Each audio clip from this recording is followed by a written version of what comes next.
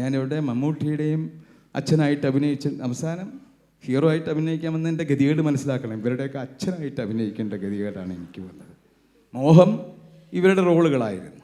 എന്തായാലും അങ്ങനെ അഭിനയിക്കാനുള്ളൊരു ഭാഗ്യമെങ്കിലും എനിക്ക് കിട്ടി. തീർച്ചയായിട്ടും എൻ്റെ സുഹൃത്തുക്കളാണ്. ഈ അടുത്ത കാലത്ത് ഒരു ചെറിയ സംഭവം കൂടെ പറയാം. ഞാൻ ഒരിക്കൽ ഞാനും ഒരു സിനിമ 10ാം നിലയിലെ തീവണ്ടി എന്ന് പറയുന്നൊരു സിനിമ, ആ സിനിമ നാഷണൽ അവാർഡിന് പോയി.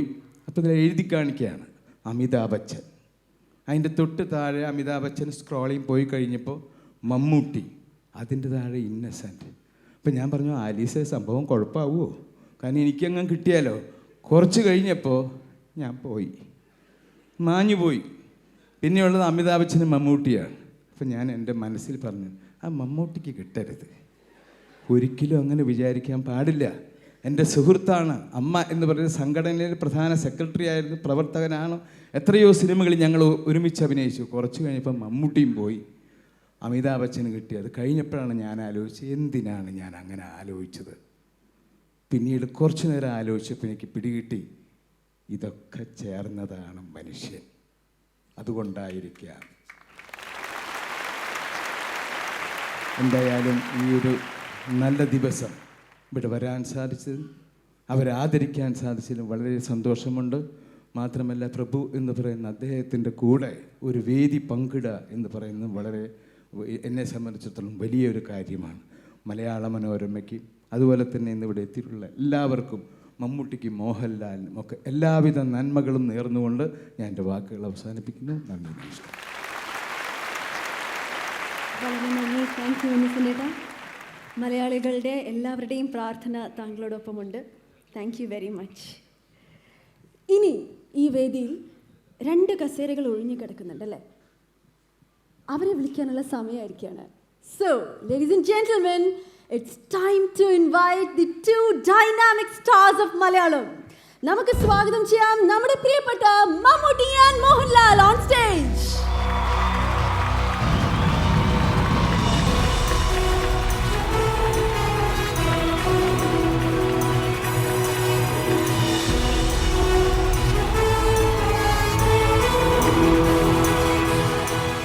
ലാലേട്ടനെയും മമ്മൂക്കയും ആദരിക്കുന്ന ആ അസുലഭ നിമിഷം, ഇതിനായി മുമ്പോട്ടേക്ക് ഞാൻ ക്ഷണിക്കുന്നു ദി ലെജൻഡറി ആക്ടർ പ്രഭു, മലയാളത്തിൻ്റെ പ്രിയപ്പെട്ട ഇന്നസെൻ്റ് ഏട്ടൻ, മിസ്റ്റർ ജേക്കബ് മാത്യു ആൻഡ് മറിയ മാം.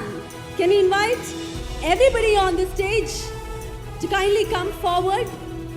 ലാലേട്ടനെയും മമ്മൂക്കയും മലയാള മനോരമയുടെയും മലയാളത്തിൻ്റെയും ആദരവ് നൽകാനായി ഇവരെ എല്ലാവരെയും മുമ്പോട്ട് ക്ഷണിക്കുന്നു. ഇവരോടൊപ്പം സുനിൽ കുമാർ അറ്റ് ഹോംസ്, അദ്ദേഹവും ഇവരോടൊപ്പം തന്നെ ഈ മെമൻറ്റോ അവർക്ക് കൈമാറാൻ പങ്കെടുക്കണമെന്ന് അഭ്യർത്ഥിക്കുന്നു. വിശിഷ്ടാതിഥികൾ എല്ലാവരും ചേർന്ന് മലയാളത്തിന്റെ പ്രിയപ്പെട്ട താരരാജാക്കന്മാരെ ആദരിക്കുന്നു. അറ്റ് ഹോംസ് സെല്ലുലോയിഡിന്റെ ബെസ്റ്റ് മൊമെന്റ്.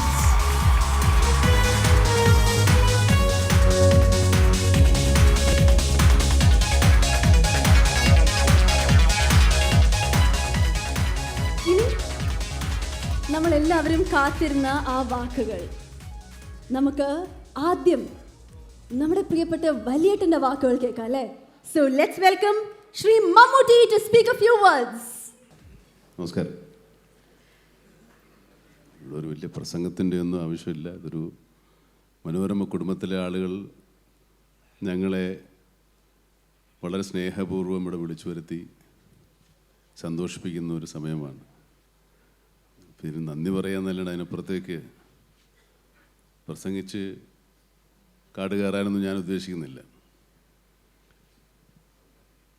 ഇത് വളരെ സന്തോഷകരമായ ഒരു കാര്യമാണ്. കാരണം ഇതിനു മുമ്പ് മലയാള മനോരമ ഇങ്ങനെ ചെയ്തിട്ടുണ്ടോയെന്ന് എനിക്കറിയില്ല. ഞാൻ മനോരമയായിട്ടുള്ള ബന്ധമെന്ന് പറയുന്നത്, ഞാൻ അക്ഷരം കൂട്ടി വായിക്കാൻ പഠിച്ചത് മലയാള മനോരമ പത്രം വായിച്ചാണ്. ഞാനെന്നല്ല, ഒരുപക്ഷെ ഒരുവിധം എല്ലാ മലയാളികൾക്കും അത് തന്നെയായിരിക്കും അനുഭവം. അപ്പോൾ വായനയിലൂടെയാണ് നമ്മൾ ലോകമറിയുന്നത്, ലോകവിവരം ഉണ്ടാവുന്നത്. നമ്മളെ തിരിച്ചറിയുന്ന നമ്മൾ അറിയേണ്ട ഒരുപാട് കാര്യങ്ങൾ അറിയുന്നുണ്ട്. അപ്പോൾ ശരിക്കും തീർച്ചയായിട്ടും ഇപ്പോൾ മലയാള മനോരമ നമ്മളെ അക്ഷരമുറ്റത്ത് പിച്ച വെച്ച് നടത്തിയൊരു മുത്തശ്ശനാണ് അല്ലെങ്കിൽ മുത്തശ്ശിയാണ്. അവരുടെയൊക്കെ അനുഗ്രഹവും സ്നേഹവും വാത്സല്യവും എന്നൊക്കെ പറയുന്നത് നമ്മൾ നല്ല കുട്ടികളായാൽ മാത്രം കിട്ടുന്നതാണ്. ഇല്ലെങ്കിൽ ചിലപ്പോൾ ഒരു പക്ഷേ നമ്മുടെ മനസ്സുകൊണ്ട് അവർ ശപിക്കും. ഇത് അനുഗ്രഹിക്കുകയാണ് സന്തോഷം. ഈ അനുഗ്രഹം ഏറ്റുവാങ്ങുകയാണ് ഞാനും ലാലും.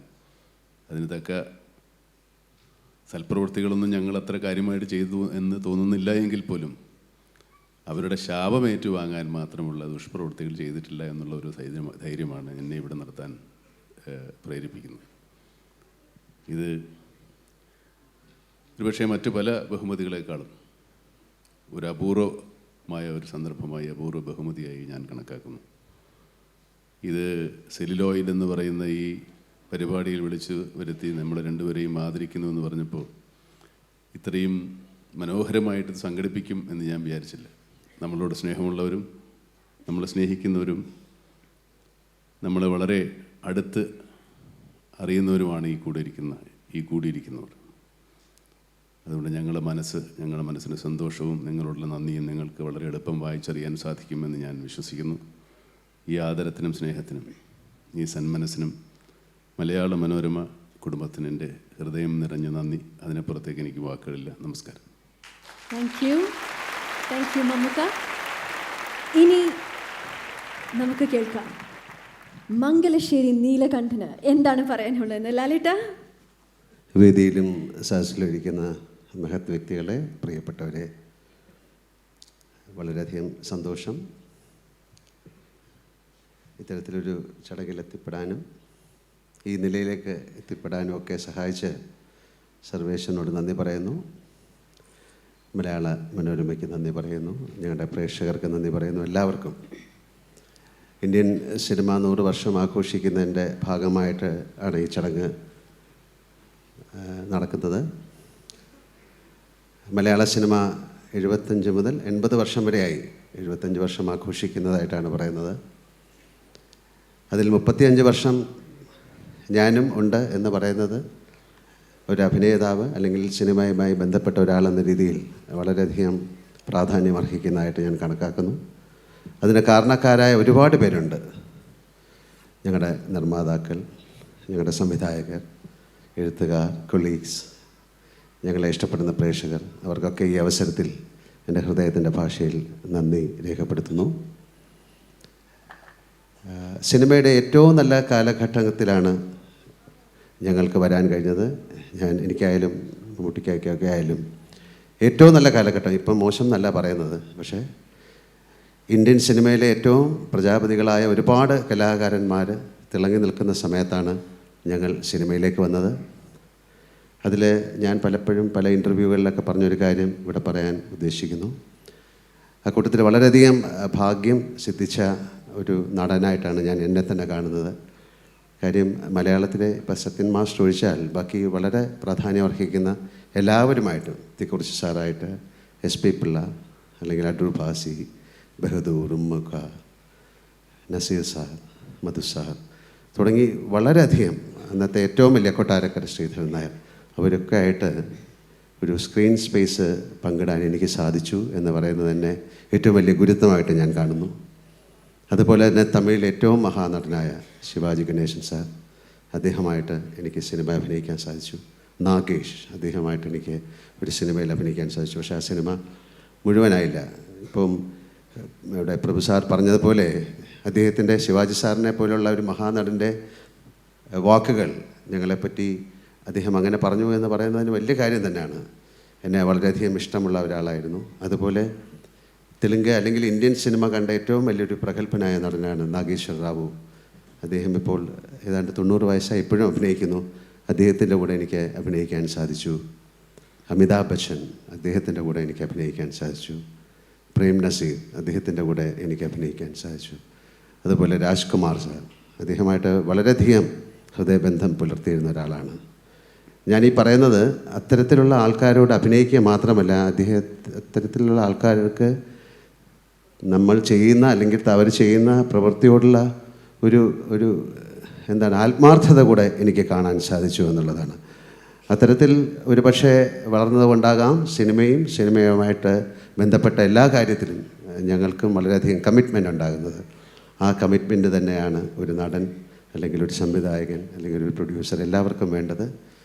വളരെയധികം ശ്രദ്ധയോടെ കൈകാര്യം ചെയ്യേണ്ട ഒരു വിഷയം തന്നെയാണ് സിനിമ. എല്ലാം ഭാഗ്യം എന്ന് മാത്രമല്ല, നമ്മുടെ ഒരുപാട് കഴിവുകളും നമ്മളെ കൂടെ ഉണ്ടാകുന്ന ആൾക്കാരുടെ സഹായവും എല്ലാം. നേരത്തെ ഇന്നസെൻറ്റ് സാർ പറഞ്ഞ പോലെ ഒരുപാട് സിനിമകൾ ഇന്നസെൻറ്റുമായിട്ടൊക്കെ അഭിനയിക്കുന്നു. അദ്ദേഹത്തിൻ്റെ ശരീരത്തിനൊക്കെ ഒരു പോറൽ പറ്റുന്നത് പോലും ഞങ്ങളെ പോലുള്ളവർക്ക് സഹിക്കാൻ പറ്റുന്നില്ല. പക്ഷേ അതിൽ നിന്നൊക്കെ മാറി അദ്ദേഹം വീണ്ടും ഞങ്ങളുടെ ഇടയിലേക്ക് തന്നെ വന്നു. ദൈവത്തിൻ്റെ കൃപ, ആ ദൈവത്തിൻ്റെ കൃപ ഒരിക്കൽ കൂടെ ഞാൻ ഓർക്കുന്നു. എല്ലാവർക്കും നല്ലൊരു സായാഹ്നം നേരുന്നു. മനോരമയ്ക്ക് ഒരിക്കൽ കൂടെ നന്ദി പറയുന്നു. നന്ദി, നമസ്കാരം. നന്ദി ലാലേട്ട. ഇനി നമ്മുടെ ക്ഷണം സ്വീകരിച്ച് ഇവിടെ എത്തിയ നമ്മുടെ പ്രിയപ്പെട്ട നടൻ ശ്രീ പ്രഭുവിന് മലയാളം മനോരമയുടെ ഒരു ഉപഹാരം സ്വീകരിക്കാൻ പ്രഭു സാറിനെ ഞാൻ ക്ഷണിച്ചോട്ടെ. ഉപഹാരം അദ്ദേഹത്തിന് നൽകാൻ Malayala Manorama executive editor Jacob Mathew സാറിനെ ക്ഷണിക്കുന്നു.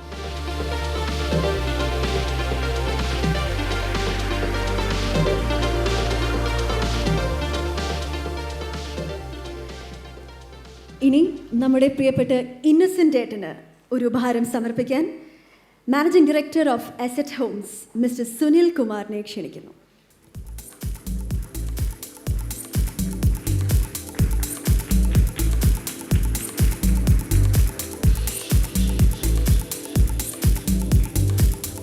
ഇനി ഇവരെല്ലാവരും വേദിയിൽ നിന്നും തിരിച്ച് പോകുന്നതിന് മുൻപായിട്ട് this moment has to be captured. ഒരു ഗ്രൂപ്പ് ഫോട്ടോയ്ക്ക് നിങ്ങൾ എല്ലാവരും പോസ്റ്റ് ചെയ്യണമെന്ന് അഭ്യർത്ഥിക്കുന്നു.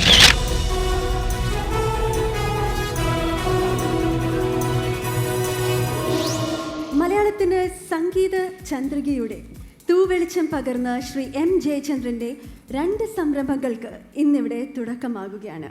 അദ്ദേഹത്തിൻ്റെ പേഴ്സണൽ വെബ്സൈറ്റ് ഉദ്ഘാടനമാണ് ആദ്യം. www.mjaychandran.com എന്ന സൈറ്റിൻ്റെ ലോഞ്ചിങ് ചെയ്യുന്നത് നമ്മുടെ പ്രിയപ്പെട്ട ലാലേട്ടനാണ്. ഈ ലോഞ്ചിങ്ങിനായി വേദിയിലേക്ക് ആദ്യം നമുക്ക് നമ്മുടെ പ്രിയപ്പെട്ട ശ്രീ എം ജയചന്ദ്രനെ സ്വാഗതം ചെയ്യാം. അദ്ദേഹത്തോടൊപ്പം തന്നെ വെബ്സൈറ്റ് ലോഞ്ച് നിർവഹിക്കാൻ നമ്മുടെ പ്രിയപ്പെട്ട ശ്രീ മോഹൻലാലിനെയും സ്വാഗതം ചെയ്യുന്നു.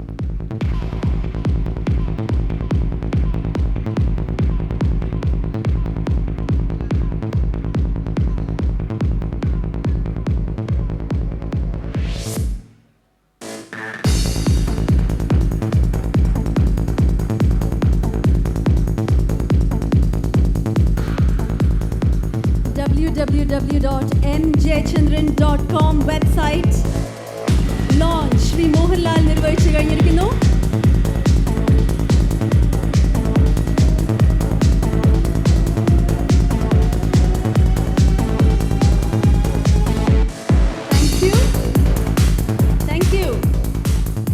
താങ്ക് യു ലാലേട്ട. എം ജയചന്ദ്രൻ ഈണം നൽകിയ 12 ഗാനങ്ങൾ ശ്രീ എസ് സ്വാമി ഗിറ്റാറിൽ വായിച്ചതിൻ്റെ CD-യും ശ്രീ എം ജയചന്ദ്രൻ സംഗീതം പകർന്ന 5 സിനിമകളിലെ 17 ട്രാക്കുകൾ അടങ്ങിയ പശ്ചാത്തല സംഗീത സമാഹാരവും ഇവിടെ പ്രകാശനം ചെയ്യുകയാണ്. അദ്ദേഹത്തിൻ്റെ ഈ CD-കൾ പ്രകാശനം ചെയ്യാൻ നമുക്ക് വേദിയിലേക്ക് നമ്മുടെ പ്രിയപ്പെട്ട ശ്രീ പ്രഭുവിനെ സ്വാഗതം ചെയ്യാം. ശ്രീ പ്രഭു.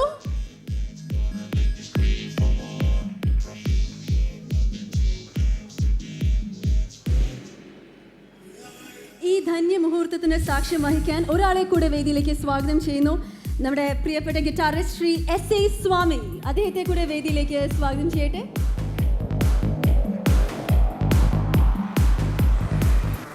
ശ്രീ എം ജയചന്ദ്രൻ ഈണം നൽകിയ 12 ഗാനങ്ങൾക്ക് ഗിറ്റാർ വായിച്ച ശ്രീ എസ് സ്വാമി ഗിറ്റാറിസ്റ്റ്, അദ്ദേഹത്തെയും വേദിയിലേക്ക് സ്വാഗതം ചെയ്യുന്നു.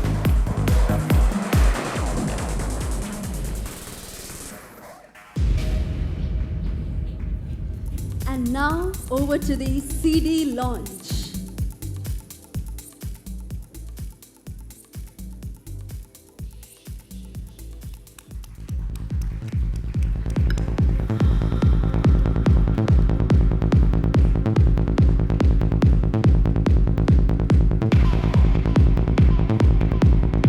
Thank you.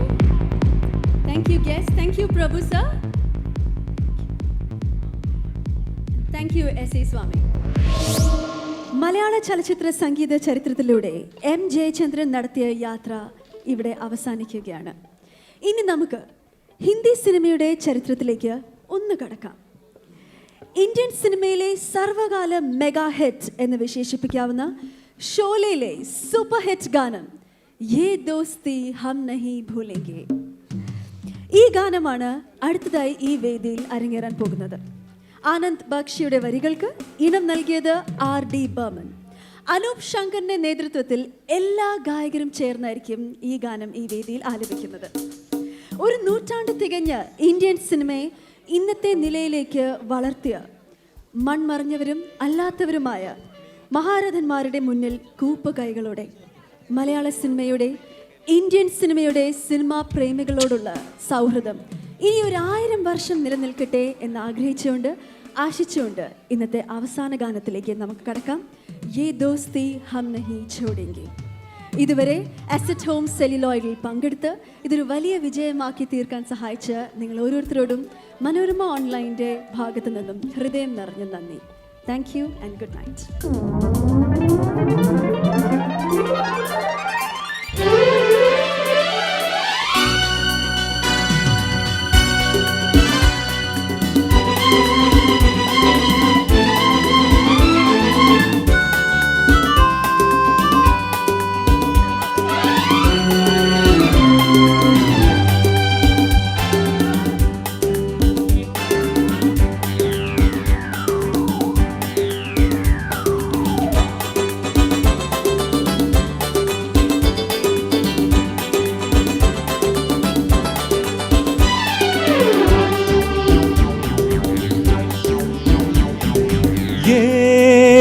दोस्ती हम नहीं तोड़ेंगे, तोड़ेंगे दम मगर तेरा साथ ना छोड़ेंगे.